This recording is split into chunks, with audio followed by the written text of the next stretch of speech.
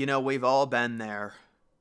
You're 16, 17, 18 years old. Maybe you're even into your early 20s and you're working at a complete dead end job. Guys, I just wanted to share my story on being a wage slave. And honestly, I still am kind of a wage slave. I mean, I'm just uploading videos basically every day, 4 or 5 videos most day. That's pretty much all I do is I sit and I upload videos. But I guess it is better than, working inside a factory or some bullshit like that. But yeah, I had kind of three main jobs in which I was a wage slave. The first one, I was really young, and the last two were kind of just bullshit jobs. The second one I actually did like, so I'm just going to go through them and kind of talk about them. So in terms of my experience in the workforce, I mean, I have zero resume. I have zero college or anything like that. So basically, if anything happened to YouTube, I would be completely fucked. But I started working when I was about 15. My mom actually got me a job at her local gym where she was a personal trainer. And I was basically just the shop bitch. I was a cleaner.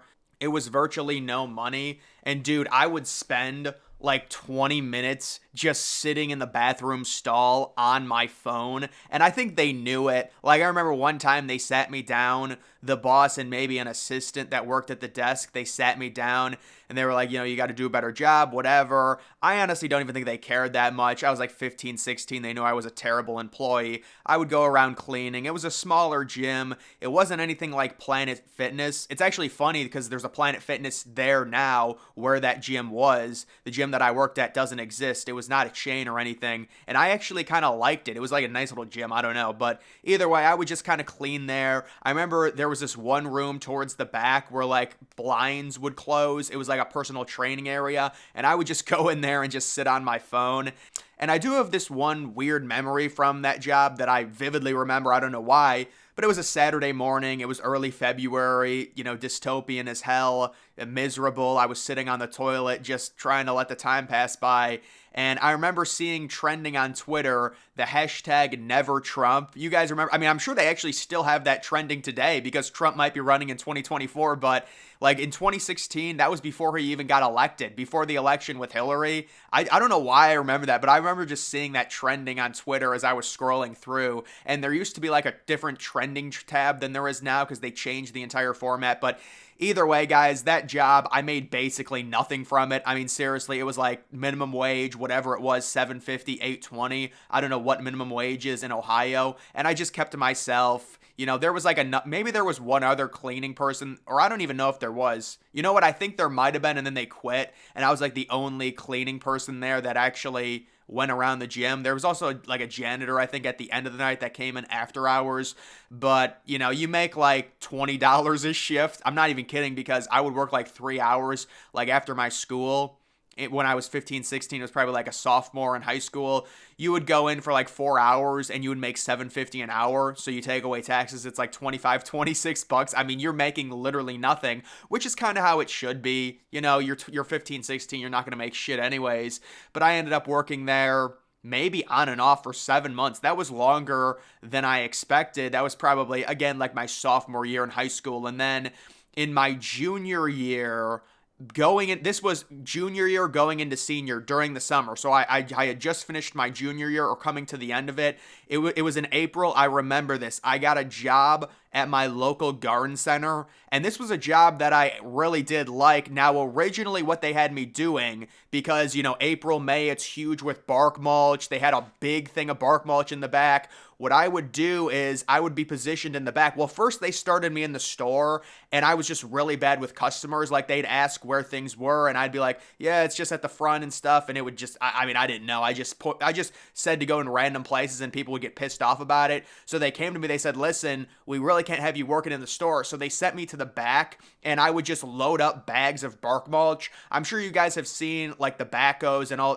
when they get loaded onto the truck. I didn't do that. They didn't trust me with that. But what they did do is like I had to manually labor load like the bags of bark mulch. If someone just needed a few bags or whatever, I would load it into the back of their car, pop the trunk, whatever. Here's an actual story that happened. So this was probably mid-May. I had started there in April, and it was a very busy, Saturday. This is like prime time for garden centers, guys. You want to talk about a Saturday in May? Oh, don't even get me started on Mother's Day weekend. Oh, I got nightmares from that. I've never seen a garden center so busy. You would have thought it was Costco. I'm like, what is going on? But that's what it is. When it's Mother's Day weekend, they all got to get the flowers. It's literally Super Bowl Sunday. The Saturday before Mother's Day is Super Bowl Sunday for garden centers. And you don't really think about it until you actually work at one. And then you're like, oh my goodness, they told me, they're like, listen, you got to park away. Get your car out of here, because I used to park in the lot and they would get pissed about it. And so I had to, park way away or whatever. But what I was saying is, this is the most dehydrated I've ever been in my entire life. I don't know if I was on the verge of collapsing. I don't want to get over dramatic about it, but let me just say it was bad. It was really bad. It was one of those Saturdays in May, maybe like a week before Mother's Day. I was loading up a bunch of bark mulch.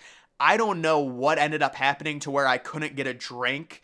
Normally we didn't have many breaks at all. Even if you wanted to take a break, it's not like you clock out. It's not like, oh, your lunch break is from noon, 12 to 1 or whatever. It's just, that's not how our hours worked at that job.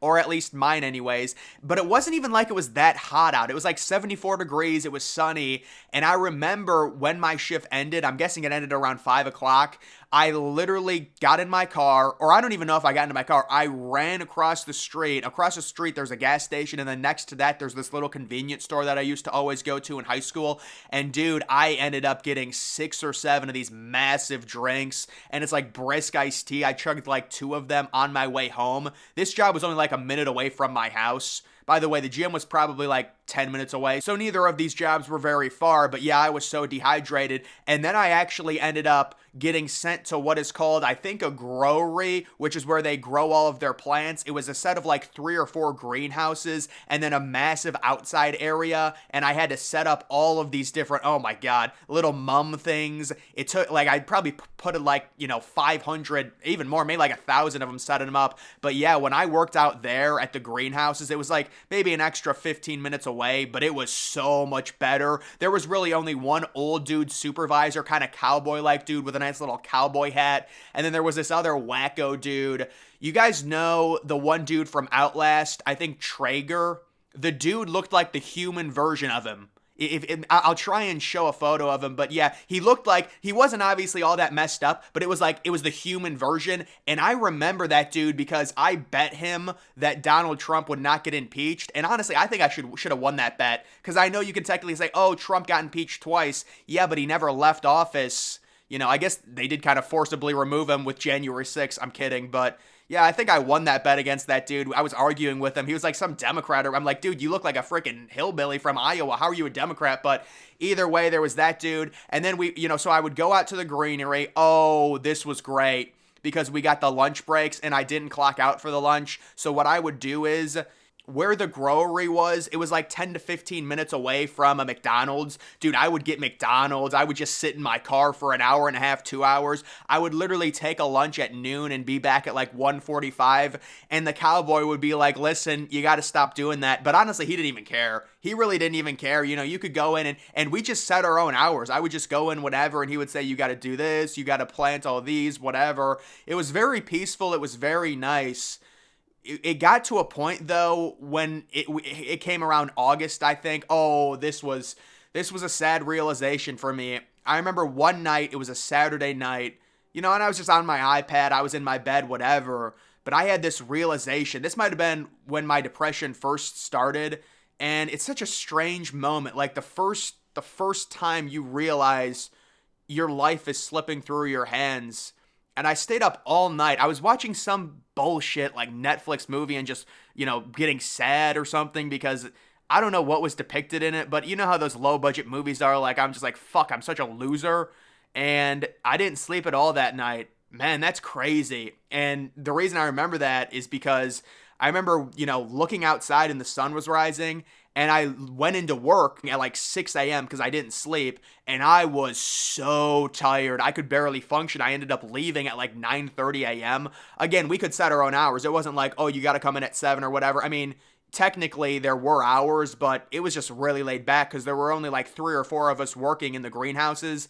So I ended up leaving at 9:30. I remember getting in the shower when I got home, and I fell asleep inside the shower, leaning against the side of the shower, and then I just freaking plopped onto my bed and slept. I don't even remember what happened. That was like mid-August before my senior year. But yeah, that was interesting. And then basically how that job ended, it ended very strangely. My hours got cut significantly, obviously, in September because it's like their off season, but I ended up going back to the main garden center, and they had me plant some type of plants around, whatever. I was in the greenhouse. I mean, I did kind of like that job just because, I don't know, there's something joyous about plants and life and smelling those smells. I don't, it's kind of nice, but what ended up happening is I just kind of, they didn't schedule me or something. I really don't even remember what happened. Like, I remember working one time because when I was a senior in high school, I left early at like noon. And I remember going from my high school straight to, the growery or whatever. But other than that, I don't remember working there. So I just think it kind of ended. The one dude, the Traeger dude, he said he was going to get me a job throughout the winter. I never heard from him at all in terms of that. I just think that dude probably just says random stuff and whatever. But, I mean, that job was probably my best job just because, I mean, it was lonely. There was really nothing there. I do think, I don't know, maybe I was a delusional. I do think a cashier girl might have had a crush on me, but she, it's, you don't want to get into it. It's semantics, whatever. Maybe, maybe not, probably not. It is me being optimistic. Let's move on to my third job. My third job was Walmart. So this is your typical wage slave bullshit, horrible. Guys, think about these hours. You want to talk about, oh my God, 2 p.m. to 11. There goes your night. There goes your life, dude. What can you accomplish? If you're working from 2 o'clock in the afternoon to 11 o'clock at night, you're getting home, you're going to bed at 12:30, you're waking up at 8, what can you do from 8 to 1 o'clock in the afternoon? That is just literally those are the hours I had. And I only worked there for a month. The reason I got this job was because my friend had gotten it at Walmart, and I think I was just desperate for money or something. Why would I work at Walmart? I really don't remember the point. I'm guessing it was because my friend was there, but I was on vacation. And I remember I had scheduled upload YouTube videos. This was my old channel. I had 3,000 subscribers at the time. And my friend was talking to me about getting a job at Walmart. And I said, yeah, I applied. I'm literally on vacation. I don't know why I remember that, but I do remember texting him while I was on vacation. I was in Punta Cana or Jamaica or some bullshit texting about a Walmart job. It's just miserable. And then I end up getting the job at Walmart, and I only worked there a month, and that was literally a year later. So this would have been after my senior year. I graduate. I don't do jack shit at all in June, and then late July I would start. So I worked, actually, you know what? It might have been July, the main month I worked. Yes, I think it was July 8th through August 8th. And basically what happened, you go in for orientation, whatever. It's just a bunch of dead-end people and young people like me. And we're all just miserable. It's terrible. But the first day I worked there, I really did connect with this dude. The dude's kind of like a puppy dog. You could tell he's not really all there. He doesn't have the self-awareness, which is kind of a good thing. It makes him, more happy just because he doesn't really know his life situation. But I talked to him, and he was a year older than me. He was kind of like a pothead. He invited me to smoke a few times. I declined. But yeah, I was just talking to him. We were around the cosmetics, and I just kept lying to him, and it was just funny. I don't know. But he was kind of a good dude. I had said that I was I had met Donald Trump or something, and he legitimately believed it because I had this elaborate story. But long story short, I ended up becoming friends with him, and basically what they had me doing, this is what you did at Walmart. I don't know how it works now. Maybe they have robots, but this is the bullshit that you had to do. You had to unload a truck, which is miserable, and only one time. There's a thrower for the truck who has to get all the shit off of the truck and put it on the conveyor belt for it to go. One time I had to do that. I think I might have burned about 5,000 calories. That was the most miserable thing because we have this designated thrower guy who was really funny. He had glasses, he was older, he wore a wife beater, he was in pretty good shape, but literally the only reason he was in good shape was because he did this ridiculously physically demanding job, and he would always bitch, he would get angry because the people that were stacking the shit on the truck to unload, they would fuck it up, and he would start swearing, and we would all laugh, and it was pretty funny. But yeah, that job ended up going pretty badly. Basically, me and the dude that I befriended, ended, we started taking these really long lunch breaks. Like, they have a Subway there. And with Walmart, like, they do give you a lunch, but you have to clock out. So what we would do is we would say we're taking a 15-minute break where you don't have to clock out. We would go to the front of the store and just get Subway and spend 45 minutes. This big girl, this big black girl who was one of our managers, we had two main managers, this one big black girl, I remember her because one time I had to go into her office and she was chowing down on McDonald's. She had like a freaking 20-piece deluxe. And I was like, listen, I can't work this day, but she's like eating McDonald's. She's like, just get out of my fucking face. And she's like, get out of here, ho. And then basically what happened is we were eating Subway in the front. She comes down. We could see her coming. And she's like, you guys got to stop doing this. And then the other boss that we had, he was like a drill sergeant, former military, trying to be a badass at Walmart. And yeah, he was we called him the tryhard because he was just, it's just whatever. We didn't really care. But all you did was like unload carts. After you unloaded the truck, you had to stack all the bullshit, items onto the carts, and then you would take the carts to whatever section they were. And then there was this other tryhard kid named Jonah. It's like he wanted to be the manager or something. He was probably like 2 or 3 years older than me, had little hipster glasses with kind of like black slicked back hair, and he was like going try hard. It's like, dude, shut up. Nobody cares. I mean, there was like 4 or 5 of us who were all my age, and we were all we were terrible workers and terrible employees. We would just talk to each other the whole time. We would accomplish basically nothing. You do like one card or something. You're just trying to get a paycheck. I do remember a funny thing. We were getting paid $11 an hour, and at that time, this was before like, the whole, wage rights issues and all that, because after the pandemic, a lot of the workers, they started to say, listen, we outnumber the employers, so let's just demand more pay. Well, back in 2017, 2018, we just got fucked. So I thought we were going to be making like $9 an hour, but we were making $11 an hour, and I was like, this is awesome. And then this one big boy, he was probably like 24 or 25. He was pretty girthy. He's like, yeah, we can thank Trump for that because Trump must have done something. I don't even know what happened, but like there was a law that was passed and we got $11. It was just a funny moment. I don't know. He's like, we got to thank Trump for it.